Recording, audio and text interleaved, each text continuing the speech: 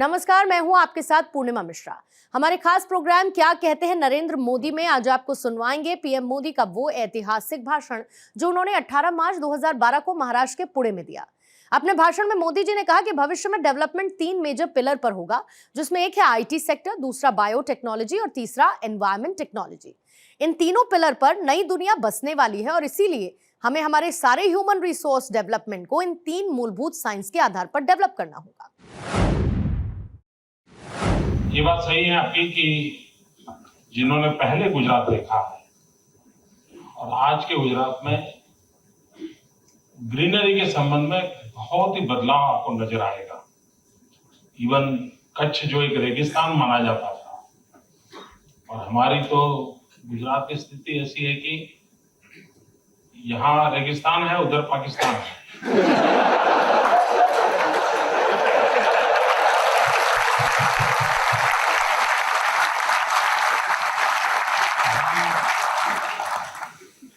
आज आपको हैरानी होगी जान के दोस्तों कि कच्छ जिसकी पहचान रेगिस्तान, आज हम वहां से मैंगो एक्सपोर्ट करते हैं कच्छ से।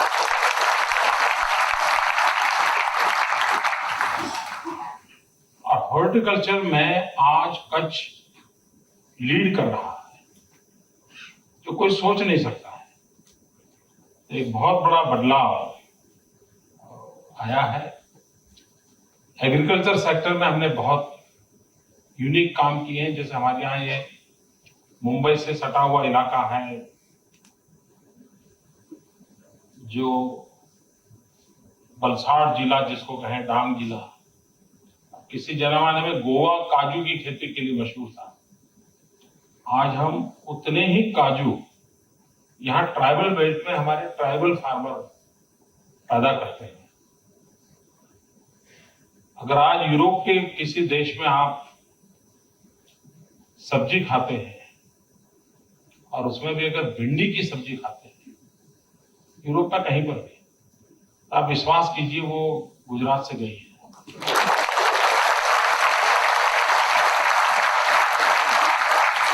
अगर आप अफगानिस्तान कभी जाने का मौका मिले और टमाटर खाएं तो समझ लेना वो मेरे यहाँ से आना है।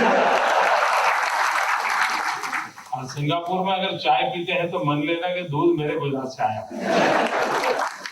तो एग्रीकल्चर सेक्टर में जो कोई सोच नहीं सकता, इतना सारा काम वहां हुआ है। और शहरों में ग्रीनरी, उस पर भी काफी बल दे रहे हैं।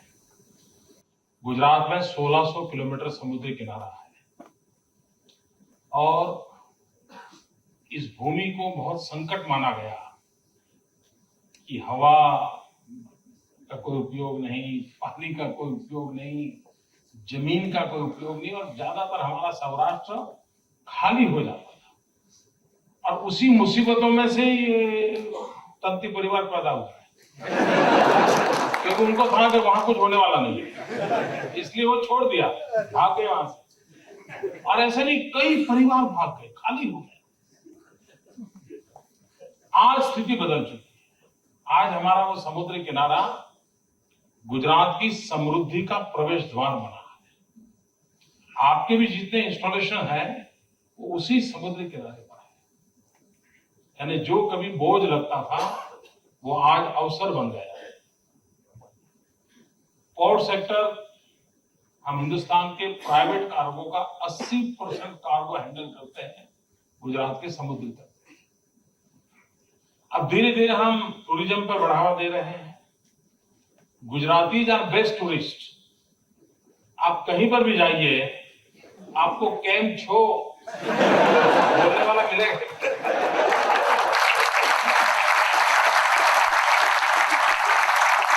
5 स्टार होटल में भी अपना डिब्बा खोल के खाखरा निकालता हो।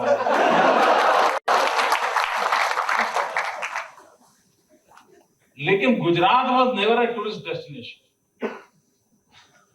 गिर के लायन, गांधी, सोमनाथ, द्वारका, कच्छ का रण, समुद्र किनारा सब होने के बाद भी उस दिशा में कभी प्रयास नहीं हुआ। पिछले कुछ समय से हम कोशिश कर रहे हैं और श्री अमिताभ बच्चन जी आपके घर आकर के बार बार कहते हैं कुछ तो दिन गुजारो गुजरात, और उसका नतीजा ये हुआ है कि हमारा टूरिज्म सेक्टर इन दिनों 40% ग्रोथ है। बिगिनिंग है इसलिए होना, लेकिन आगे चल के बहुत ग्रो करेगा ऐसा मेरा विश्वास है। गिर लायन की तरफ एक बहुत बड़ा आकर्षण हुआ है। उस क्षेत्र में काफी नया इंफ्रास्ट्रक्चर आ रहा है, बहुत बड़े होटल चेन्स आ रहे हैं, तो एक अपने आप में एक अच्छा नया क्षेत्र गुजरात में विकसित हो रहा है। और ये समुद्री किनारा हमें उसी प्रकार से हमें गोघा दहेज फेरी सर्विस शुरू कर रहे हैं, और आगे चल के समुद्री किनारे से हम ट्रांसपोर्टेशन को बढ़ावा देना चाहते हैं, ताकि वो भी एक प्रकार से कार्बन न्यूट्रल मूवमेंट को बल देने वाली बात है जो हम करना चाहते हैं। आपने शांघाई वगैरह सुना है कि शांघाई ऐसा शांघाई वैसा, हर कोई शांघाई की बात करता है। डबल देन द शांघाई, उस साइज का हमारा धौलेरा स्पेशल इन्वेस्टमेंट रीजन बन रहा है, हमारा गिफ्ट सिटी नया जो बन रहा है, और new Gujarat with in Gujarat, एक पूरा हम नया कंसेप्ट लेकर के काम कर रहे हैं। दूसरा, जैसे न्यूयॉर्क न्यू जर्सी की चर्चा होती है, तो वैसे हम ट्विन सिटी कंसेप्ट को डेवलप कर रहे हैं। जैसे सुरेंद्रनगर वढवान है, अहमदाबाद गांधीनगर है, सूरत नवसारी है, बड़ौदा हालोल है, भुज माधापर है, यानी एक ट्विन सिटी कंसेप्ट को लेकर के चलते तो दो शहरों के बीच का जो नया एक शहर बनेगा, तो काफी यानी बहुत ही एग्रेसिवली हम उस दिशा में काम कर रहे हैं। और हो सकता है कि बिल्कुल 21वीं सदी के आधुनिक शहरों का जन्म वहां होगा, और हमें इस बात का गर्व है कि 5000 साल पुराना एक प्लान अर्बन डेवलपमेंट का मॉडल अगर कोई है तो धौलावीरा है। तो उसी कड़ी में 5000 साल से लेकर के आज तक का डेवलपमेंट का मॉडल एक पूरा लिंक करते हुए हम बनाने की दिशा में आगे बढ़ रहे हैं। कल मैं लवासा देखने गया था, उसके पीछे मेरा एक रीजन वही था, वो भी मेरा स्टडी टूर था। कल 2-3 घंटे में वहां था, तो हम उसी अनेक ऐसे चीजें हैं जिसको हम करने की दिशा में काम कर रहे हैं। और ये बात सही है कि हमने अच्छा तो सिटी के मॉडल भी कुछ अलग होंगे, अब नए जो होंगे। जैसे हमारे यहाँ एक नगर में क्लस्टर हुआ करते थे सदियों पहले, कि एक ही प्रकार की इकोनॉमिकल एक्टिविटी करने वाले लोग एक मोहल्ले में रहते थे। अगर मोची होंगे तो सब एक साथ रहते थे, कुम्हार थे तो एक साथ रहते थे, और वो एक प्रकार से क्लस्टर कंसेप्ट था इकोनॉमी का क्लस्टर का, क्योंकि पास पास में एक ही प्रकार के काम में एक दूसरे को पूरक करते थे। अब नया जो मॉडल बन रहा है वो एक ही प्रकार की एक्टिविटी के शहर बनेंगे। जैसे हमारा गिफ्ट सिटी बन रहा है तो टोटल फाइनेंशियल एक्टिविटी का शहर होगा, हमारे धोलेरा बन रहा है तो टोटली मैन्युफैक्चरिंग सेक्टर का शहर होगा, नॉलेज सिटी होंगे, हेल्थ सिटी होंगे, स्पोर्ट्स सिटी होंगे। ये एक नया ट्रेंड होगा और गुजरात शायद उसमें लीड करेगा। और नॉट ओनली दैट, हमारा एक कल्चरल प्रोजेक्ट बन रहा है, दुनिया का सबसे बड़ा man made speed water lake हम बना रहे हैं, दुनिया का सबसे बड़ा, और समुद्र के अंदर एक 64 किलोमीटर लॉन्ग हम बड़ा डैम बनाने जा रहे हैं। अभी उसके भिन्न सर्वे चल रहे हैं। उसमें मैंने एक काम तुलसी भाई को दिया, जो 64 किलोमीटर लॉन्ग हमारा समुद्र में डैम बनेगा, तो उसी के तहत अंदर हम ऑफशोर विंड एनर्जी को काम कर सकते हैं।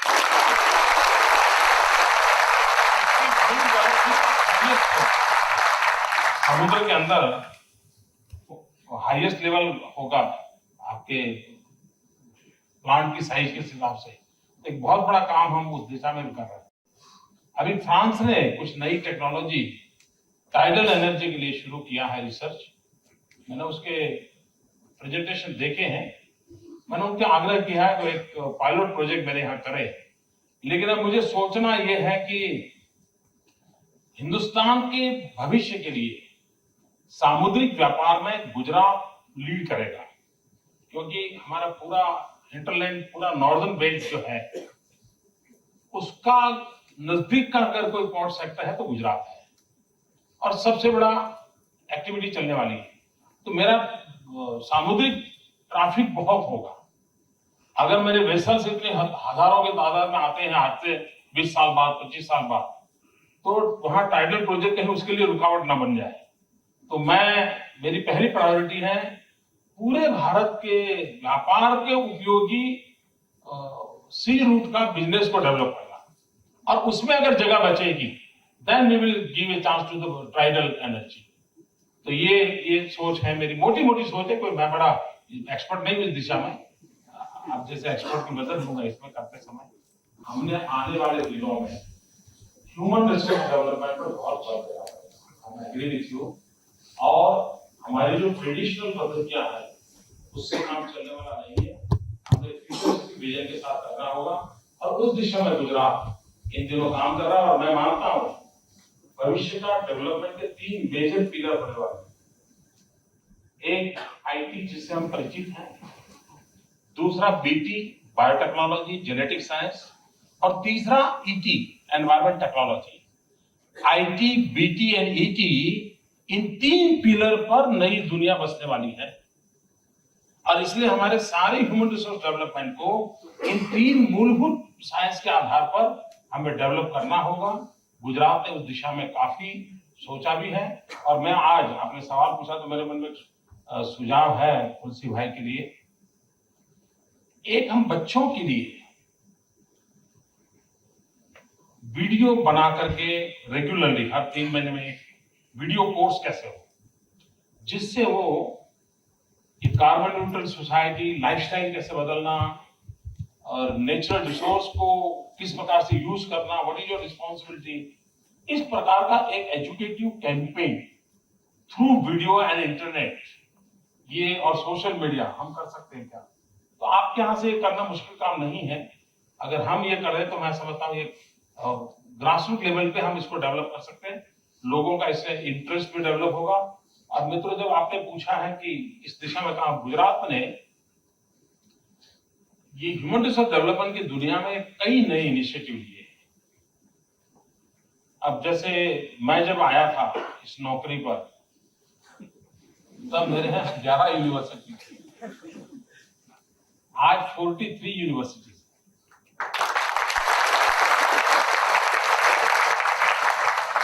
और हम पब्लिक प्राइवेट पार्टनरशिप के मॉडल पे काम कर रहे हैं। मैं मानता हूं ये सरकार ने ही सब करना चाहिए, सोच ही गलत है। ये सारी मुसीबतों का कारण वही है। तो हमारी कोशिश ये है कि भाई जन सामान्य की शक्ति को जोड़ना, और गुजरात ने ऐसी यूनिवर्सिटीज बनाई है। हमारे देश में मीडिया को तो समय नहीं है क्योंकि उनको बहुत काम रहता है, ऐसी चीजें आप तक नहीं आती होगी, उनके काम के प्रायोरिटी अलग है। जैसे मेरे यहाँ एक forensic science university, we are first in the world जिसने फॉरेंसिक साइंस यूनिवर्सिटी बनाई। दुनिया में जितने भी इस क्षेत्र में काम करने वाले देश हैं वे उसके पार्टनर बने, चाहे इजराइल हो, कनाडा हो, ऑस्ट्रेलिया हो, जिसने इस दिशा में पहले काम किया हो, और we are first in the world. उसी प्रकार से हमने रक्षा शक्ति यूनिवर्सिटी बनाई, we are first in India. आज क्या होता है हमारे यहाँ, जिसकी साइज 6 फुट है, जरा दौड़ सकता है तो पुलिसमैन बन जाता है। 6 महीने ट्रेनिंग होती है और उसके हाथ में बंदूक आ जाती है, कानून उसके हाथ में आ जाता है। हम चाहते हैं कि इस प्रकार के बजाय ह्यूमन रिसोर्स डेवलप हो, then he should decide to go in the defence forces. तो मैं अभी ग्रेजुएशन वगैरह इसी में करवा रहा हूं, और एक बार वो उस फील्ड में ग्रेजुएट करेगा, फिर वो अपना सिक्योरिटी फोर्सेस में जाएगा, या वो अपनी प्राइवेट डिटेक्टिव एजेंसी चलाएगा, प्राइवेट सिक्योरिटी एजेंसी चलाएगा। टॉप क्लास मैन पावर हम इस दिशा में तैयार करना चाहते हैं।